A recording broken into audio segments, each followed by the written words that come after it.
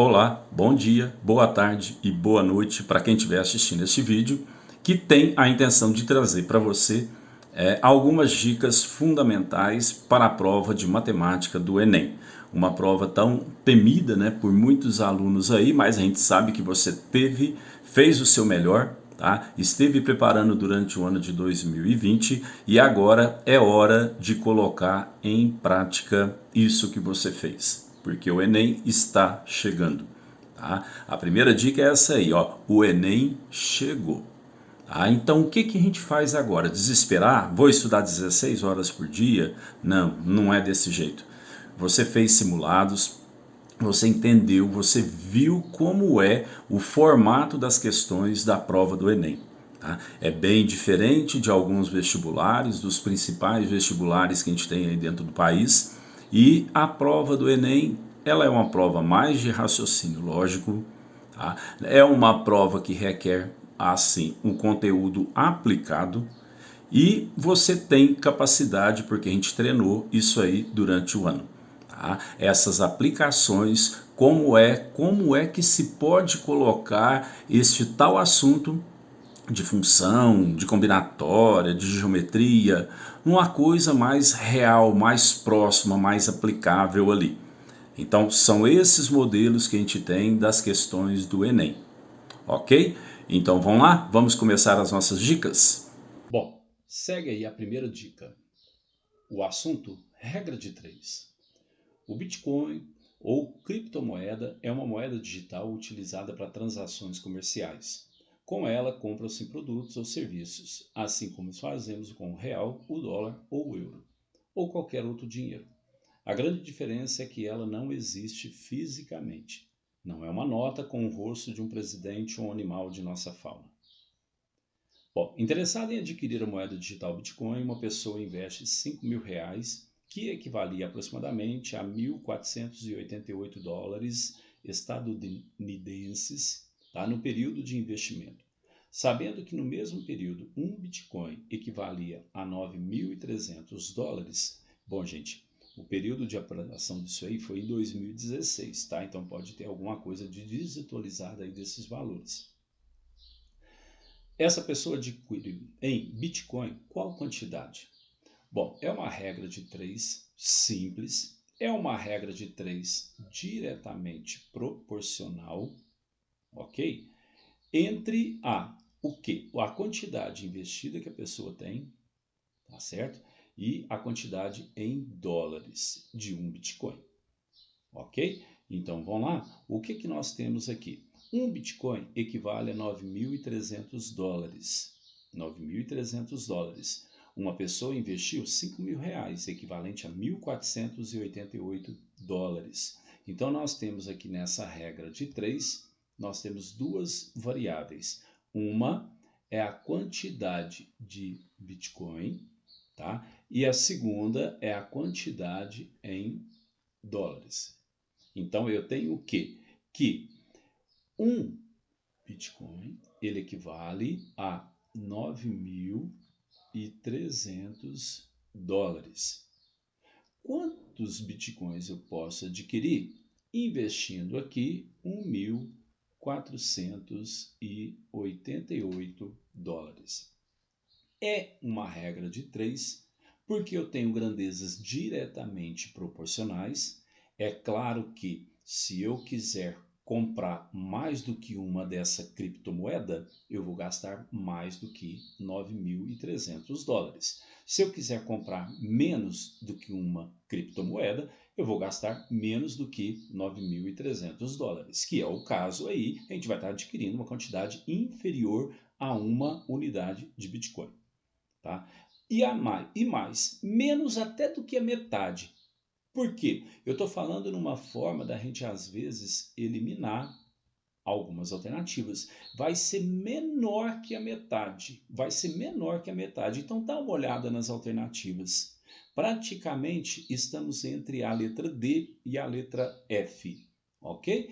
Então, a regra de 3 simples, ela é feita por uma multiplicação cruzada, onde 9.300x igual a 1.488 e 8. Então, efetuando essa divisão, vou usar a calculadora para andar de uma forma mais rápida. Isso aqui vai dar exatamente 0,16 bitcoins.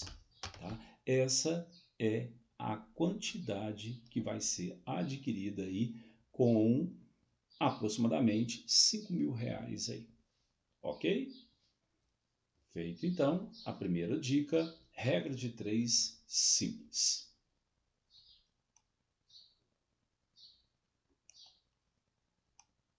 Segunda dica, continuando com essas grandezas que eu acabei de falar, que ali o Bitcoin com seu valor são grandezas diretamente proporcionais, olha a próxima.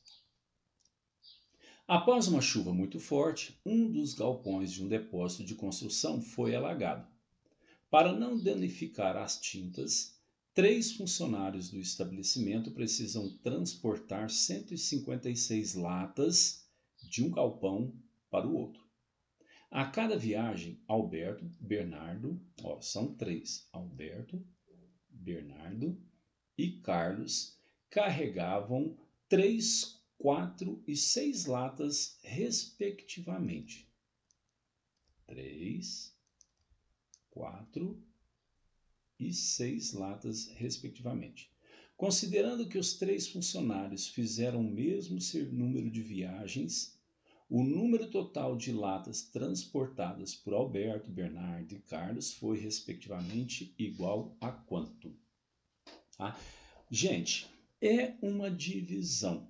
Eu tenho que dividir 156 latas que serão transportadas, tá? Quer dizer, se cada um der uma viagem, eles transportaram um total aí de 13 latas, que é a soma da quantidade que cada um está carregando. Tá? Se derem 2 viagens cada, então você vai ter 26 latas. Assim vai até você descobrir quantas viagens foram dadas. Ok? Considerando então que os 3 funcionários fizeram o mesmo número de viagens, o número total de latas de tinta transportada por cada um. Bom, como que eu vou fazer então? Olha só, se eu pegar 156 para descobrir quantas viagens serão dadas, por quê? Porque a cada viagem, juntos, eles transportam 13 latas, a cada viagem juntos. Então, 156 dividido por 13, eu vou ter um total aqui de 12. Então, 12 viagens, ok? 12 viagens é o número de vezes que eles transportaram cada um aquelas quantidades lá. Tá? Agora está pedindo então quantas latas durante essas 12 viagens eles transportaram. Bom, agora é só pegar aqui, multiplicar por 12 cada uma dessas quantidades. Portanto, Alberto levou 36 latas, o Bernardo levou 48 latas e o Carlos levou um total de 72 latas, sabendo que a soma disso aqui tem que dar o total de latas que foram transportadas. Portanto, a sequência correta, 36, 48 e 72. A próxima dica, mínimo múltiplo comum. Um clube de mágica fica aberto ao público todos os dias da semana, mas Tomás só pode visitá-lo na sua manhã livre de quinta-feira. Então, olha só, livre, o Tomás então só pode visitar esse clube de mágica sempre na quinta-feira. Mas acontece que esses espetáculos são realizados apenas de 10 em 10 dias. Olha só que situação que a gente tem. O Tomás só pode ir ao clube nas quinta-feiras, ou seja, a cada 7 dias. Enquanto o espetáculo só ocorre a cada 10 dias. Então, Tomás só pode ir a cada 7 dias, enquanto que o espetáculo só acontece a cada 10 dias. O que temos que realizar aqui é um mínimo múltiplo comum entre 7 e 10. Por quê? Bom, o mínimo múltiplo comum vai falar qual que vai ser o primeiro múltiplo, o primeiro valor que seja um múltiplo comum tanto de 7 quanto de 10. Fácil de perceber, isso aqui é o 70, tá? Ou seja, se o Tomás visitar o Clube de Mágica hoje, tá certo? Hoje, só daqui a 70 dias ele vai conseguir de novo visitar o Clube de Mágica para assistir o espetáculo, porque ele só pode ir nas quintas-feiras, ou seja, a cada 7 dias, mas o espetáculo só ocorre a cada 10 dias, tá? Então isso aí uma hora vai coincidir. Então vai ser o menor múltiplo comum. E esse menor múltiplo comum indica essa quantidade. Daqui 70 dias juntos, Tomás e o espetáculo no Clube de Mágica. Ok? A quarta dica é de máximo divisor comum. A figura a seguir representa esquematicamente uma estrada com 420 km de extensão. Nos quilômetros 46, 150 e 306 há postos da Polícia Rodoviária representados por círculos. Outros postos serão construídos ao longo dessa estrada. Os novos postos, juntos com os já existentes, devem obedecer às seguintes condições: a menor quantidade de postos deve ser construída, a distância entre dois postos consecutivos deve ser sempre a mesma, e essa distância deve ser dada por um número inteiro de quilômetros. Tá? Então, gente, o que a gente tem que fazer? Eu não posso alterar esses que já estão construídos. Eu preciso do seguinte: olha só, você tem aqui. Vamos anotar as distâncias que eu tenho em cada trecho. Eu tenho aqui então 46 quilômetros. De 46 a 150 eu tenho 104 quilômetros, correto? De 150 até 306 eu tenho 156 quilômetros. E de 306 até 420 nós temos aqui 114 quilômetros. Ok? Bom, gente, pelas condições impostas, a distância máxima entre dois poços, considerando o já existente e os que serão construídos, deve ser então o maior divisor comum. Eu vou ter que utilizar, eu não posso ignorar aonde é que eu estou com os poços construídos. Então, como eu não posso ignorar, eu não posso simplesmente desfazer esses poços, eu tenho que considerar a distância entre esses três aí. Então, a distância entre o primeiro e o segundo é o 104 e entre o segundo e o terceiro é 156. Eu vou ter que dividir essa medida aqui. Por quê? Para garantir que esses postos aqui vão estar igualmente espaçados. Ok? Então, vamos lá. O máximo divisor comum entre 104 e 156.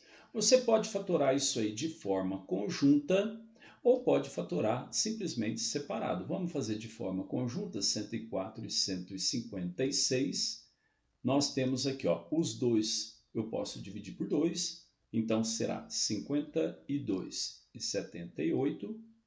Depois, novamente por 2, os dois eu consigo, vai dar 26 e 39, ok? De novo, dá para me dividir um por 2, que vai dar 13, e o outro vai continuar 39.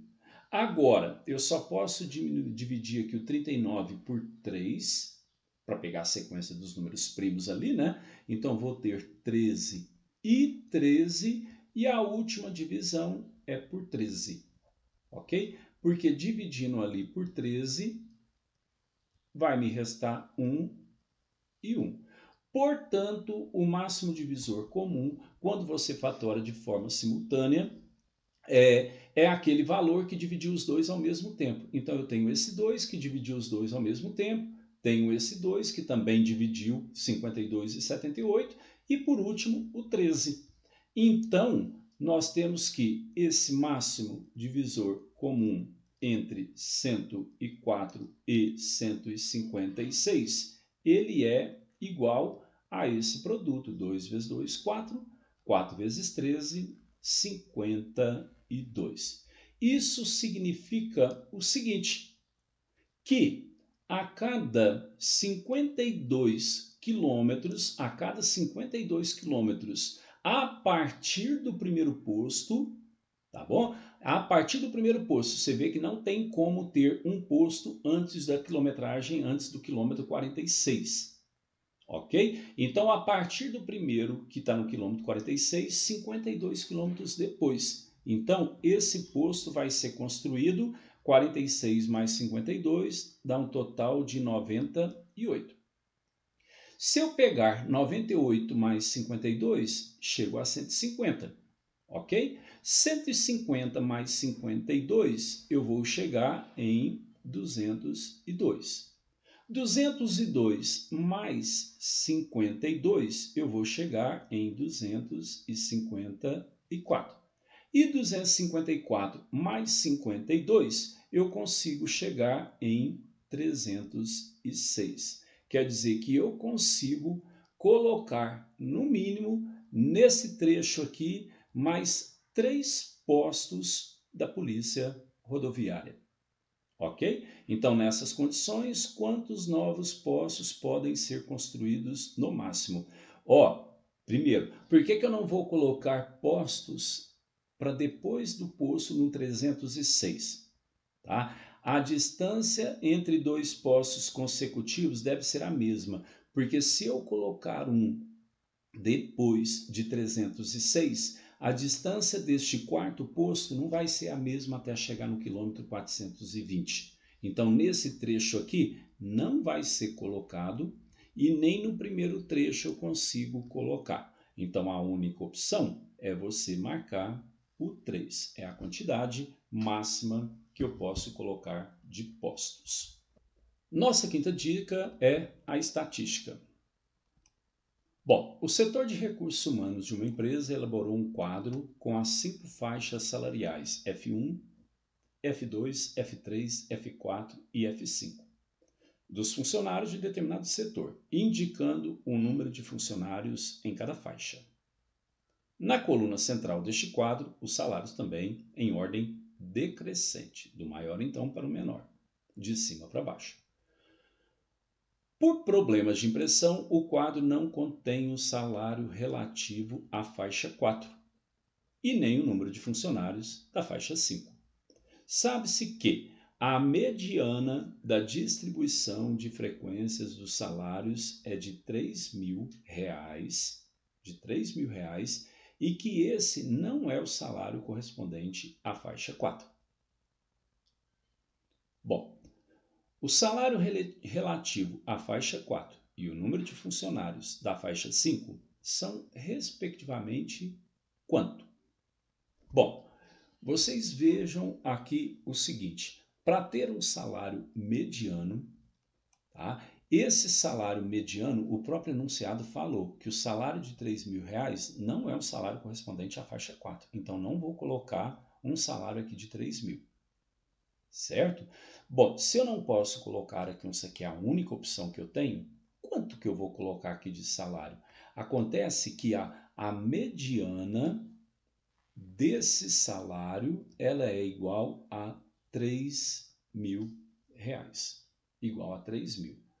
Bom, a mediana, como ele não vai aparecer aí, a mediana ela pode ser um valor central observado, que não é o caso aí, porque não se observou um salário de 3.000, mas a outra opção é a mediana ser calculada como a média aritmética de dois centrais, os dois salários centrais. Ok? Bom, você pode pensar o seguinte: eu vou colocar aqui um salário. Se eu quiser falar que minha mediana vai estar entre 2.000 e X, eu teria que colocar meu X igual a 4.000. Olha só, se eu colocar aqui um salário de 4.000, pode ser que minha mediana esteja calculada aqui, ó. A média aritmética entre 4.000 e 2.000 dá 3.000. Só que fura o enunciado que fala que o salário está de forma decrescente. Então, de 3.600, eu tinha que baixar para uma categoria com salário menor. Então, não pode ser 4.000. Se não pode ser 4.000, então essa mediana ela deve ser calculada utilizando o valor de cima, que é 3.600. Portanto, quanto que eu coloco aqui? Você vai pegar, então, o valor de x mais 3.600, onde dividido por 2 tem que dar o salário mediano de 3.000. Ok? Então, a única opção é você ter este valor de x igual a R$ 2.400. Essa é a faixa salarial número 4. Um salário é uma faixa, é uma categoria de quem ganha R$ 2.400. Agora falta eu descobrir Y, a quantidade de funcionários na faixa salarial número 5. Como a mediana, gente, ela está calculada aqui, ó.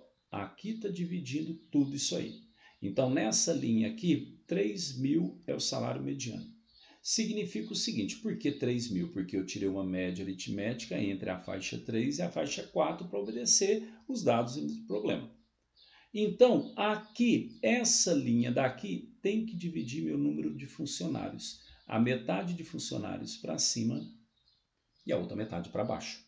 Tá? Como para cima você tem 10 funcionários, para baixo, para cima que eu estou falando, é isso aqui. Para cima você tem um total de 10 funcionários, então para baixo você também tem que ter um total de 10 funcionários. Logo, 6 mais y são 10 funcionários e, portanto, y, que é a quantidade de funcionários na faixa salarial igual a 5, é de 4 funcionários. A nossa resposta, alternativa B. Bom, a próxima dica nós vamos continuar com os múltiplos e divisores. Uma fábrica de chocolate, Delícias do Cacau, utiliza 2 tipos de embalagens, cada uma com determinada quantidade de bombons. Numa venda a um comerciante, o pedido continha os seguintes dados: N embalagens do tipo 1, onde cada uma vinha 45 bombons, e 4 embalagens do tipo 2, onde cada uma vinha M bombons. A última coluna, cada tracinho representa um algarismo desconhecido. A última linha tem-se a soma dos totais das 2 primeiras linhas. Qual é o valor de M mais N? Bom, gente, olha só. Nós temos que essas quantidades aqui têm que ser números de 3 algarismos, né? Total de bombons na embalagem tipo 1 e na embalagem tipo 2.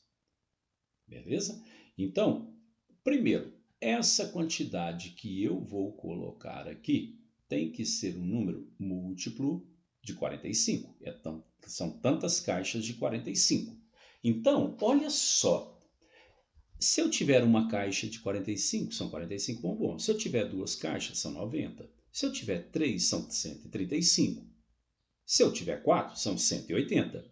Quer dizer que esse número final aqui ou vai terminar em 0 ou vai terminar em 5. Ok? Ou vai ser 0 ou vai ser 5. Enquanto que aqui embaixo, o último algarismo vai ser um número múltiplo de 4. Por exemplo, como tem que ter 3 algarismos, vamos pegar lá 30, por exemplo.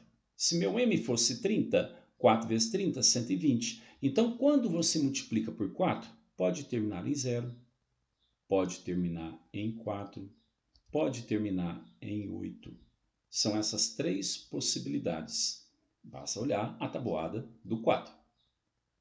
Ok? Tem mais alguma possibilidade? Terminar também? Ah, tem uma aqui, ó. Eu estou esquecendo. Pode terminar em 6 também. Pode também terminar em 6. Esses aqui são os finais. Por exemplo, 4 vezes 5 dá 20. 4 vezes 6 dá 24. Terminou em 4. Tá? 4 vezes 7 dá 28. 4 vezes 9 dá 36. Então, esses aqui são os algarismos. A parte final. Agora, pensa. A soma desses 2 algarismos aqui tem que terminar em 3. Tá? Ou seja, não vai poder ser 0. Que 0, somando com qualquer um desse aqui, não vai terminar em 3. Então, eu já sei que esse meu algarismo aqui, ele só pode ser, a única opção é ser o 5. Esse último algarismo é ser o 5. O de baixo, qual desses aqui, 0, 4, 6 ou 8, qual deles que, somado com 5, termina em 3? A única opção é o 8. Ok? Pronto, já achei aqui, ó.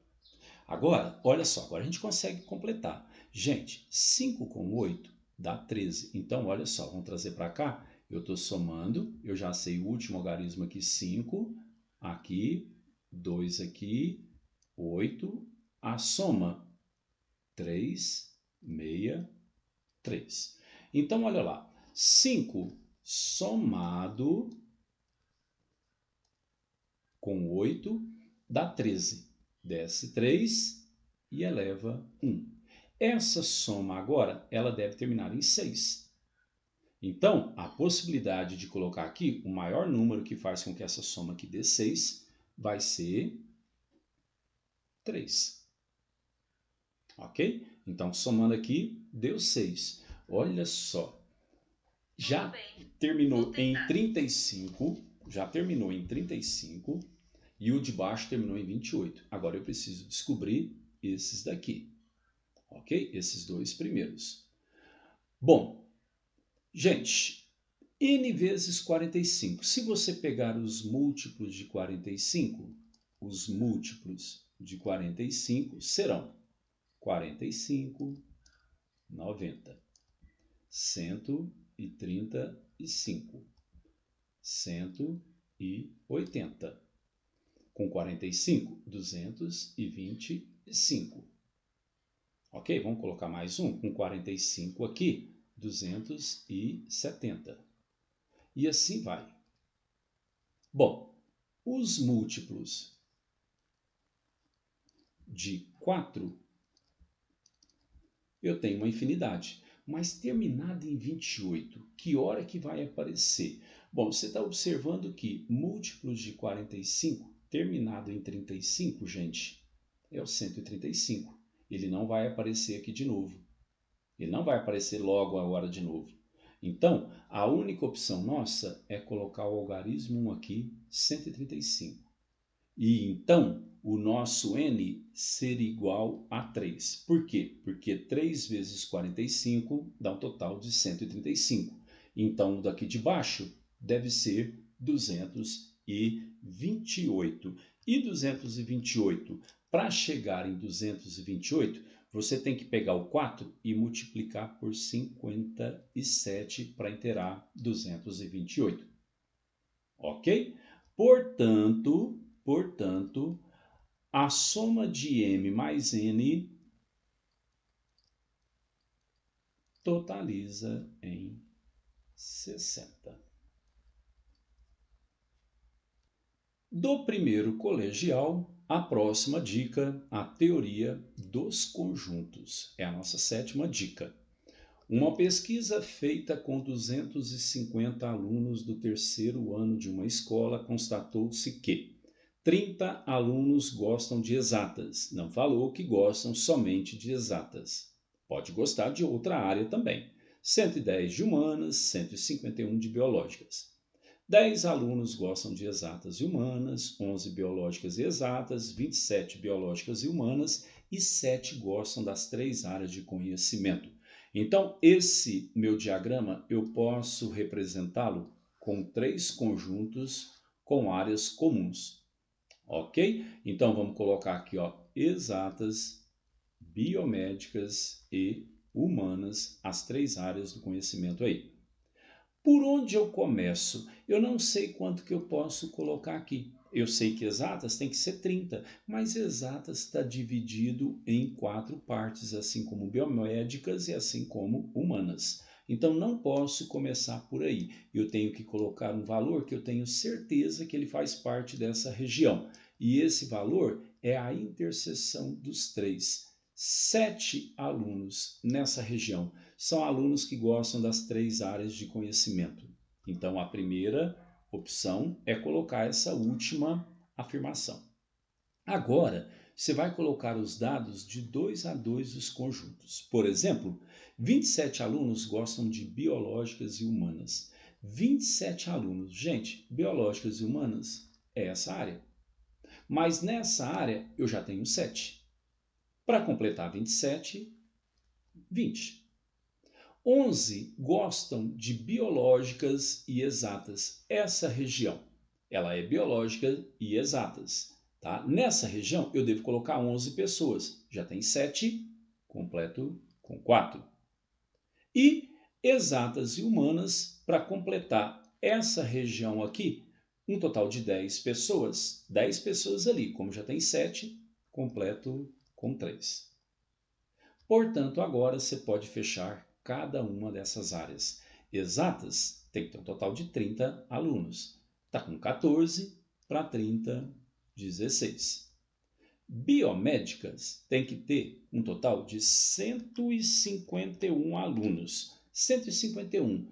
Nós já temos aqui, ó, 7 com 4 dá 11, com 20, 31. Então, você vai completar com 120 alunos. E a área de humanas são 110 alunos. Você observa que somando aqui, você tem um total de 30, e 30 para 110, faltam 80 alunos. A pesquisa foi feita com 250 alunos. Será que a gente tem algum aluno que não prefere essas três? Ou todo aluno tem que estar com alguma preferência? Vamos descobrir? Eu sei que 250 é o total. Olha só, somando tudo aqui, ó, eu vou pegar um conjunto maior. O conjunto de biomédicos tem que ter 151 alunos. Se você pegar 151 e somar com o restante, por exemplo, 151 mais 16, mais 3, mais 80, nós temos um total de 250. Portanto, a nossa região aqui, ó, não tem nenhum aluno. Por quê? Porque todo aluno tem que preferir alguma dessas três áreas de conhecimento. Quantos alunos dessa escola gostam de apenas uma área de conhecimento? Seriam essas pessoas aqui, essas e essas, que têm preferência somente por uma das áreas do conhecimento. Então, essa soma ali de 120 com mais 80 já deu 200, com mais de 16, 216 alunos. Tranquilo, gente? Bora para a próxima, então.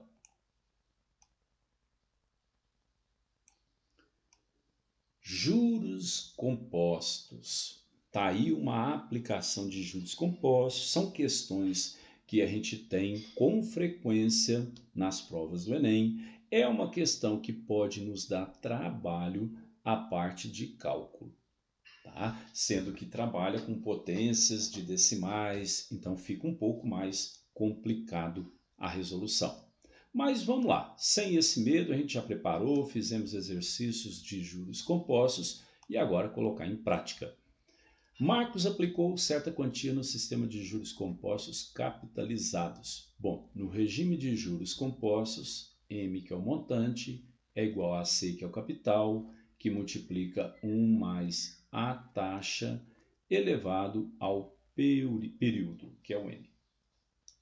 Nesse sistema, a taxa mensal de aplicação é de 2%. Não esqueça de colocar a unidade, porque às vezes eu tenho que transformar. Durante 34 meses. Bom, tá tudo bem até aqui. A taxa e o tempo, tudo medido em meses. Sabe-se que o valor aproximado, bom, certamente isso a gente vai estar usando depois, já que a gente não tem o uso de calculadora, né? Marcos concluiu corretamente que no final do prazo previsto para a aplicação, seu capital teria aumentado aproximadamente quantos por cento? Você viu que não deu o valor do capital, mas é que não está pedindo o valor final, está pedindo o aumento percentual. Ou seja, ele está te perguntando essa parte aqui, ó. Que número que representa isso aqui? Portanto, nós temos que o montante é o capital qualquer, que não importa quanto, 1 mais a taxa 2%, 2 centésimos, elevado ao tempo de 34. 34. Bom, gente, como que vamos proceder nessa resolução? Porque eu tenho isso aqui, ó, capital, que multiplica 1,02 elevado a 34. Como que eu vou fazer? Meu Deus, como que eu vou resolver uma potência dessa? Olha só, vamos pegar o que foi dado? Te deu um auxílio para calcular isso aí, tá? A raiz 17 de 1,4 é igual a 1,02. Mas e aí? E aí que agora você vai colocar o que você precisa. Eu preciso que 1,02 apareça elevado a 34. Vamos fazer isso aí. Você vai pegar tanto o primeiro membro quanto o segundo membro. Você pode fazer o que você quiser efetuar no primeiro, você pode fazer no segundo membro. Elevar a 34, tá? Por quê? Porque daí eu fico com 1,02 elevado a 34.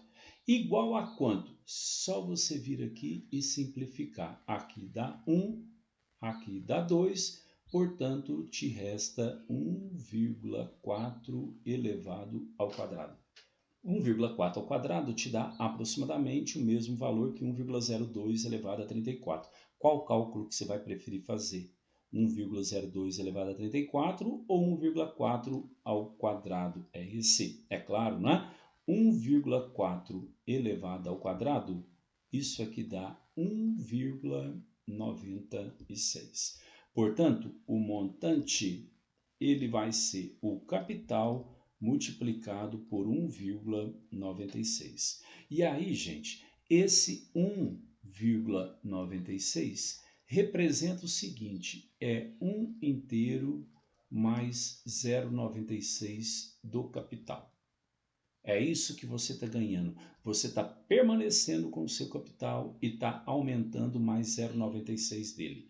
O 1 representa 100%, enquanto que 0,96 representa um acréscimo de 96% no seu capital.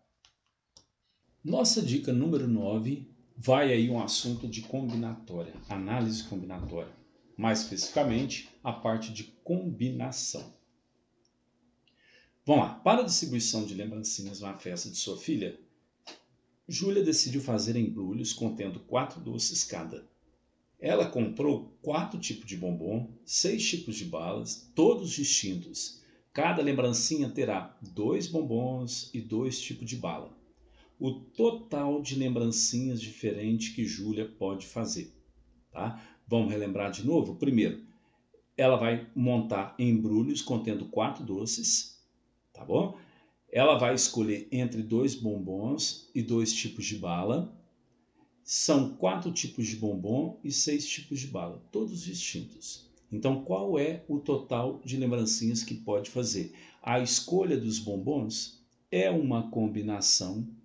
Você tem 4 tipos de bombons para escolher 2. E você tem 6 tipos de balas para escolher 2. Por que é combinação? É porque a ordem que você vai escolher, o bombom sabor A ou sabor B, ou B depois A, não importa essa ordem. Por isso que é chamado de combinação. A ordem não é importante. A combinação de N coisas P a P, ela pode ser resolvida, pode ser anotada assim também, tá?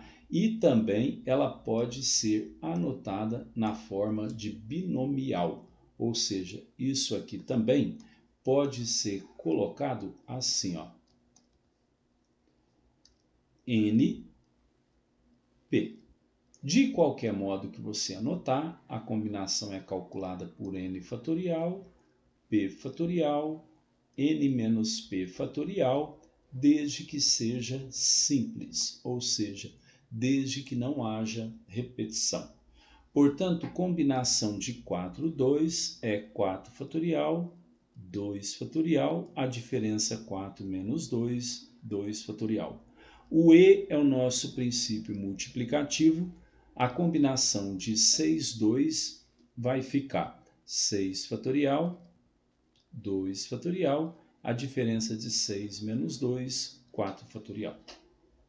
Tá? Vamos fazer algumas simplificações, ó, 4 fatorial, 4 fatorial. Portanto, sobrou aí 6 fatorial. Vamos calcular esses valores? 720 dividido por 2 fatorial é 2, então meu denominador é 8. Portanto, 720 por 8 me dá um total aí de 90 combinações distintas, ok?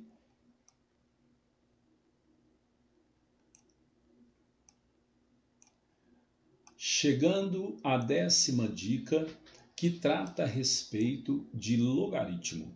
As últimas questões, as últimas provas de Enem, sempre está vindo aí uma questão de logaritmo. Então, estima-se que até 2100 as temperaturas globais fiquem de 2 a 4 graus e meio Celsius acima dos níveis pré-industriais, sendo a estimativa mais otimista a uma elevação de 3 graus Celsius. Um aumento de 5 graus, por exemplo, poderia elevar o nível dos oceanos ao tal ponto de ameaçar grandes cidades como Nova York, Londres e Tóquio. Sabe-se que a variação da temperatura global, de forma simplificada, pode ser determinada pela seguinte equação: ΔT, que é essa variação, igual a 10 log de C sobre 280, onde o ΔT indica então essa variação da temperatura global em graus Celsius e C, o CO2 equivalente em partes por milhão, ppm. Com o intuito de conscientizar os governos a respeito dos riscos oriundos do aquecimento global, uma entidade defensora do meio ambiente indicou em seu relatório o CO2 equivalente para o caso de um aumento de 5 graus Celsius na média de temperatura global e, consequentemente, ameaça grandes metrópoles. Sabendo que raiz quadrada de 10 é aproximadamente 3,2, o valor de C apresentado no relatório, tá? Bom, foi dito ali que um aumento de 5 graus, por exemplo, poderia elevar o nível dos oceanos a tal ponto de ameaçar grandes cidades como Nova York, Londres e Tóquio. E o que é dito aqui, ó? O intuito de conscientizar os governos a respeito dos riscos oriundos do aquecimento global, uma entidade defensora do meio ambiente indicou no seu relatório, tá, o CO2 equivalente para este aumento de 5 graus. Então é esse ΔT que a gente vai utilizar na função e então determinar esse C, que representa aí a quantidade de CO2 na atmosfera em partes por milhão. Tranquilo? Então vamos lá. Substituindo ΔT por 5, nós temos que 5 é igual a 10 vezes logaritmo de C dividido por 280. Bom, multiplicando ou fazendo uma simplificação, dividindo por 10 ambos os membros, a gente vai ter isso aqui, ó, logaritmo de C sobre 280 igual a 1 sobre 2. Dividindo por 10 o primeiro membro e por 10 simplificando o segundo membro.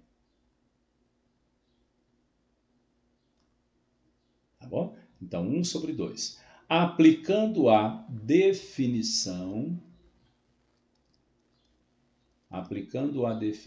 de logaritmo, nós temos que, vocês lembram, né, que logaritmo, quando não tem a base anotada, a base dele vale 10, portanto, pela definição, 10 elevado a 1 sobre 2 vai ser igual a C dividido por 280. Portanto, essa quantidade C, multiplicando isso aqui cruzado, 10 elevado a meio é raiz quadrada de 10 vezes 280. Só que o enunciado deu que a raiz quadrada de 10 é aproximadamente 3,2 vezes 280. E então a gente tem esse valor igual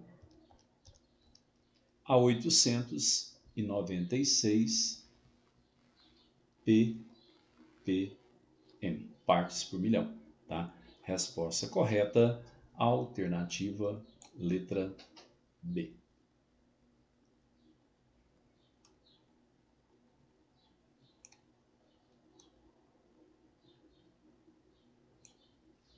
Seguindo aí, a dica número 10 fica a respeito, de novo, combinação, só que agora com repetição. Ok? Uma combinação com repetição ou uma combinação completa. A combinação com repetição, tá? De N coisas, P a P, ela é transformada numa combinação simples, assim, N mais P menos 1 e P. Tá? Então, quando for combinação com repetição, você vai trabalhar a combinação com repetição como uma transformação para uma combinação simples. Um clube possui 3 piscinas, uma rasa, uma média e outra com uma profundidade maior, uma mais funda. Então vamos fazer o seguinte aqui, desenhar isso aí. Eu tenho 3 piscinas. Sobre as suas profundidades, a gente tem aqui uma, vamos representar, mais rasa, uma média e uma mais funda. Bom, próximo à piscina funda se encontra uma placa com os seguintes dizeres: atenção, senhores usuários, por motivos de segurança não é permitido nadar sozinho na piscina funda. Agradecemos a compreensão. Bom, na piscina funda, então, não é permitido a presença de apenas uma pessoa. Em certa hora do dia, havia 5 pessoas praticando natação. Sabendo que a ordem das pessoas entre as piscinas não é importante, combinação, tá certo? Mas sim a quantidade de pessoas em cada uma, de quantas maneiras distintas esses usuários poderiam se distribuir pelas piscinas, considerando que eles cumpriram a determinação do clube. O que é a determinação do clube? Que a piscina funda não pode ter uma pessoa somente. Mas pode ter o quê? Pode ser que não tenha ninguém lá. Uma pessoa somente, essa aqui não pode. Então pode ter o quê? 2, pode ter 3, pode ter 4 e pode ter 5 pessoas. Essas são as quantidades que podem ter na piscina funda ou não, tá certo? Então 0, 2, 3, 4 ou 5. Quando você assumir que a piscina funda tem 0 pessoas, então você está assumindo que as 5 outras pessoas estão ocupando as outras 2 piscinas. Então, nós temos isso aqui, ó. A primeira daqui, agora a gente tem que fazer separado, tá? A número 1, assumindo que na piscina funda tem uma quantidade 0. Então, você vai distribuir 5 pessoas entre a piscina rasa e essa média, tá? Como? Ué, gente, eu posso utilizar, por exemplo, todos só numa piscina, tá? Ou todos só na outra, ou um numa piscina e o restante na outra. Quer dizer, eu vou utilizar a piscina repetida aí. Eu vou utilizar a piscina repetida. Então, isso seria uma combinação. Você tem 2 piscinas para escolher ela ser ocupada por 5 pessoas. Só que pode ter repetição. Eu posso escolher a mesma piscina mais do que uma vez. Portanto, é uma combinação com repetição de 2 piscinas para você escolher 5 delas. Tipo assim, eu vou escolher, você tem 5 pessoas, vou ocupar rasa, rasa, rasa, média e média. Ou rasa, média, média, média e média. Então você vai ter uma repetição da piscina aí para distribuir para 5 pessoas. Essa combinação ela é transformada numa combinação simples, que você vai pegar isso aqui, ó, 2 mais 5 menos 1 e manter o 5 aqui em cima. Então, é uma combinação simples, tá? 7 menos 1, 6, para escolher 5. E essa combinação simples, gente, nós já temos, né? A combinação de 6 para 5 é 6 fatorial, 5 fatorial e 6 menos 5, que é 1 fatorial. Vou pôr a resposta direto, que é igual a 6, ok? Vamos continuando aí, ó. A gente tem bastante cálculo aí para resolver essa questão. A segunda opção seria colocar agora 2 pessoas na piscina funda e distribuir o resto nas outras piscinas, tá? 2 pessoas na piscina funda e o restante das 3 pessoas nas outras piscinas. Então, do mesmo jeito, uma combinação, aqui eu estou assumindo que na piscina funda vão ficar 2 pessoas. Então, com essa eu não preciso preocupar. Eu preciso saber de quantas formas diferentes eu posso distribuir 3 pessoas nas outras piscinas. Então, combinação, tá? Com repetição, você tem 2 piscinas para escolher 3, para 3 pessoas. Tipo, rasa, rasa e média. Então, vai ter repetição de piscina.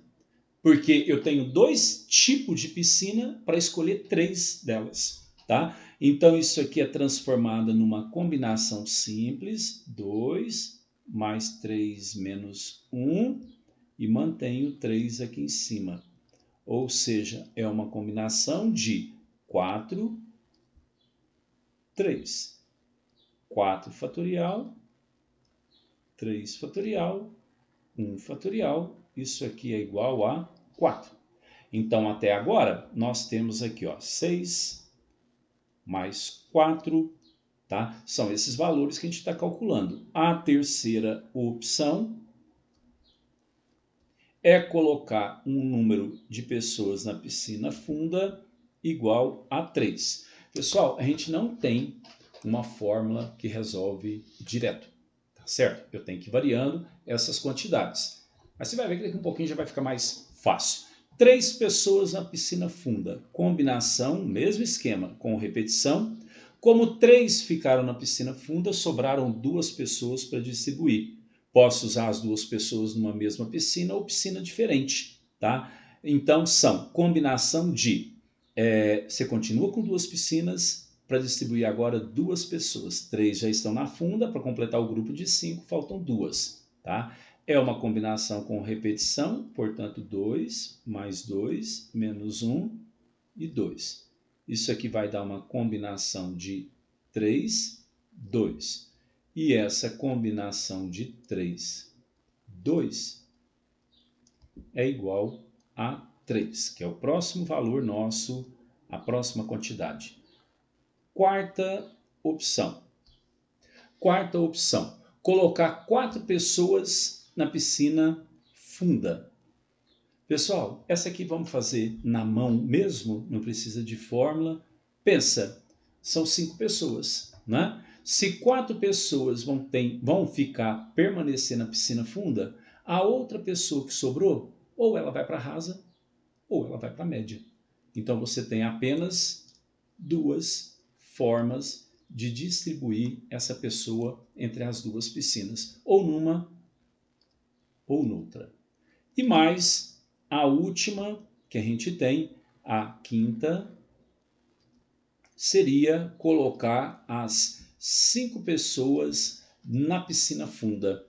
Com isso aí, a piscina rasa e média não ficaria ocupada e, portanto, seria apenas uma possibilidade. As 5 pessoas, numa só, acabou, tá?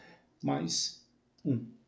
Portanto, nós temos aqui que o total de todas essas possibilidades de distribuir essas 5 pessoas, de acordo com a restrição do clube, isso aqui vai dar 16.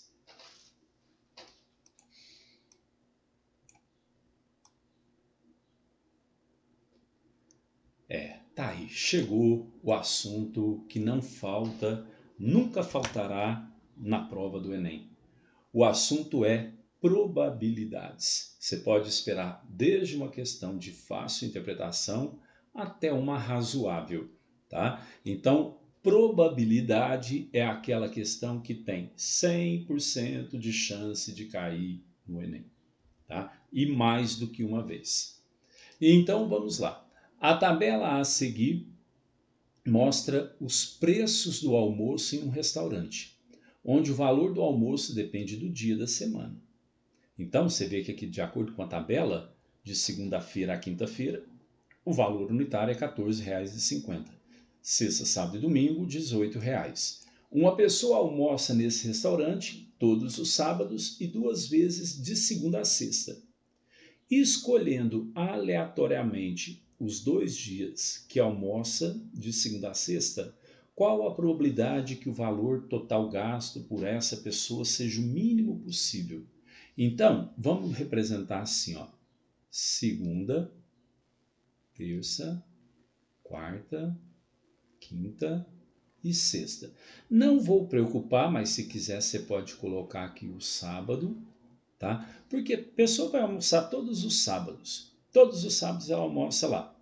Então, ela vai escolher, ó, uma pessoa almoça neste restaurante todos os sábados e 2 vezes de segunda a sexta. O que a gente vai fazer, gente, é marcar todas essas opções. Então, por exemplo, ela almoça na segunda, na terça e no sábado. 2 vezes a semana e no sábado.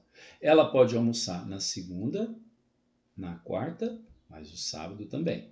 Ela pode almoçar na segunda, na quinta, no sábado também. E mais, segunda, sexta e sábado. O que mais? Ela pode almoçar na terça, na quarta e no sábado. Na terça, na quinta e no sábado. Na terça, na sexta e no sábado. O que mais? Quarta, quinta e sábado. Ou quarta, sexta e sábado. Mais uma possibilidade para finalizar esse diagrama. Quinta, sexta e sábado. Quer dizer, a forma que eu tenho de escolher 2 dias da semana mais um sábado, vamos contar quantas pontas eu tive aqui, ó. 1, 2, 3, 4, 5, 6, 7, 8, 9, 10. Nós tivemos aqui 10 modos, 10 formas de distribuir um sábado com mais 2 dias da semana, entre segunda e sexta, tá? Não tem o domingo aí. Qual a probabilidade que o valor total gasto por essa pessoa seja o mínimo possível? Se observa que de segunda a quinta-feira, gente, ela paga menos do que sexta, sábado e domingo. Tá certo? Sexta, sábado e domingo. Então ela vai pagar menos de segunda a quinta. Então você tem que marcar aquelas opções em que ela está usando. O sábado ela já utiliza em todos. Então, as 2 opções durante a semana tem que ficar entre segunda e quinta-feira. Se você pegar entre segunda e quinta, vai ser o valor mais barato de almoço dela. Se você pegar na sexta, como ela almoça no sábado, o preço vai ficar maior. Tá? Então vamos marcar agora as opções que ela está usando de segunda a quinta, a escolha desses 2 dias. Então vai ser aqui, ó, a primeira, a segunda e a terceira. Segunda e terça, segunda, quarta, segunda e quinta. A próxima não. Depois, terça, quarta e sábado também. Terça, quinta e sábado também. Tá certo? Terça e sexta não. Quarta, quinta e sábado, beleza. Quarta, sexta e sábado, não. Quinta, sexta e sábado, não. Então, a gente encontrou aqui 3 possibilidades. Opa, desculpa. 6 possibilidades de um total de 10. 10 formas distintas. E simplificando isso aqui, é igual a 3 quintos ou 0,6 ou 60% de chance. A resposta correta, 3/5. Dica número 13, função quadrática. Antes de continuar, galera, as minhas dicas ficaram numeradas algumas aí, eu esqueci de alterar esse número, ficou aí congelada em dica 10. Então fui mudando o assunto da dica, mas continuava lá dica 10. Perdoe esse erro aí. Então agora a 13ª dica. Uma estrutura é composta por um arco de uma parábola. Olha a aplicação da função quadrática. Com o eixo de simetria perpendicular à horizontal e uma viga AB de 8 metros de comprimento que se encontra a 4 metros de altura.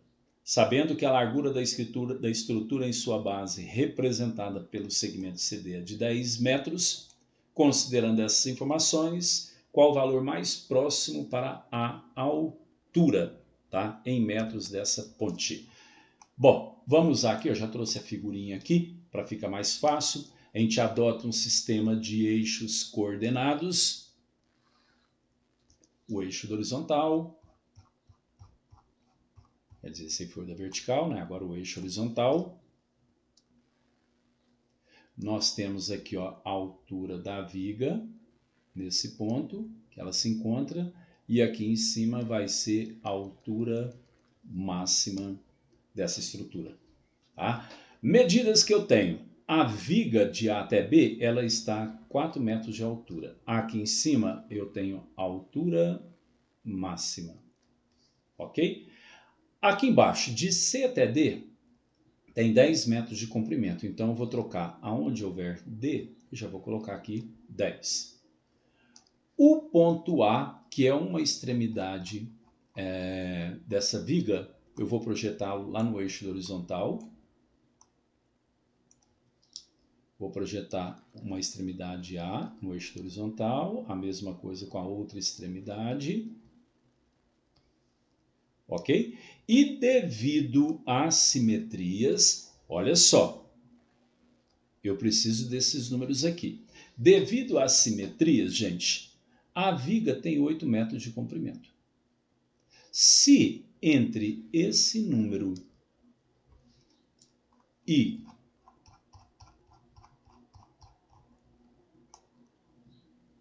se entre esse ponto até esse ponto aqui, a minha viga tem 8 metros de comprimento, por esse pontilhado central ser um eixo de simetria, se aqui entre esses dois pontos mede 8, para completar 10, você tem 1 centímetro de cá e 1 centímetro de lá. Você tem 1 centímetro para cada lado, para completar aqueles 10. Desculpa, 1 metro de cada lado. Tá? Então, significa que esse ponto aqui, ele me representa 9, porque é só do 10 você retornar uma, e esse ponto aqui me representa o número 1. E a distância de 1 até 9 é igual a 8. Tá? Bom, gente, eu já tenho vários pontos importantes. Por exemplo, este ponto A, ele tem coordenada 1 no x, 4 no y, tá? Ou esse ponto B tem coordenada 9 de x, 4 no y. E aqui em cima nós temos o vértice da parábola. Tá? Aqui embaixo eu tenho o x do vértice. Esse eixo de simetria divide essa viga aqui embaixo exatamente na metade. Como o comprimento dela é 10, aqui vai ser igual a 5. Então eu consigo na parábola, por causa do eixo de simetria, fazer essas divisões todas proporcionais. Ok? Agora eu preciso elaborar a função quadrática para essa estrutura. Tá? Bom, você tem o seguinte, y, que é a função, ela pode ser dada do tipo ax ao quadrado mais bx mais c. Só que tem um jeito melhor.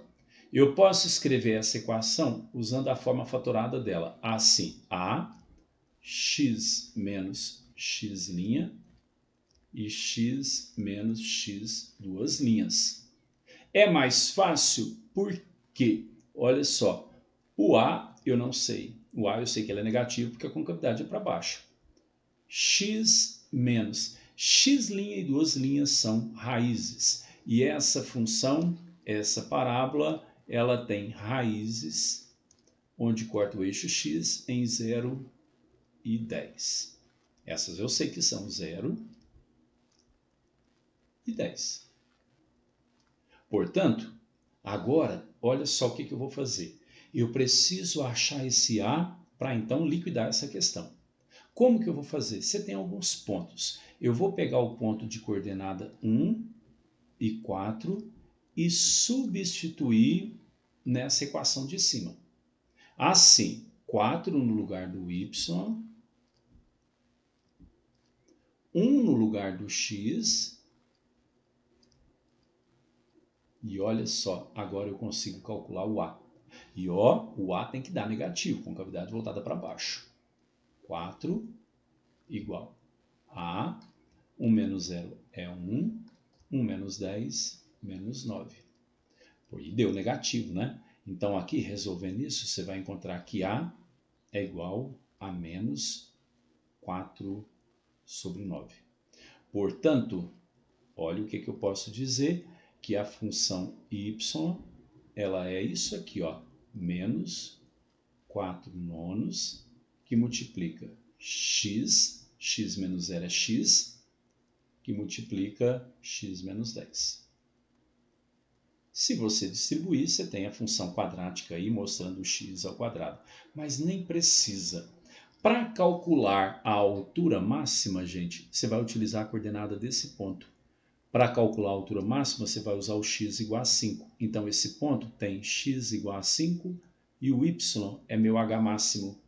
Vamos lá de novo? De novo, nessa expressão que é ela que vai finalizar o nosso problema. Ok? Ela que vai finalizar os nossos cálculos aqui dessa altura máxima.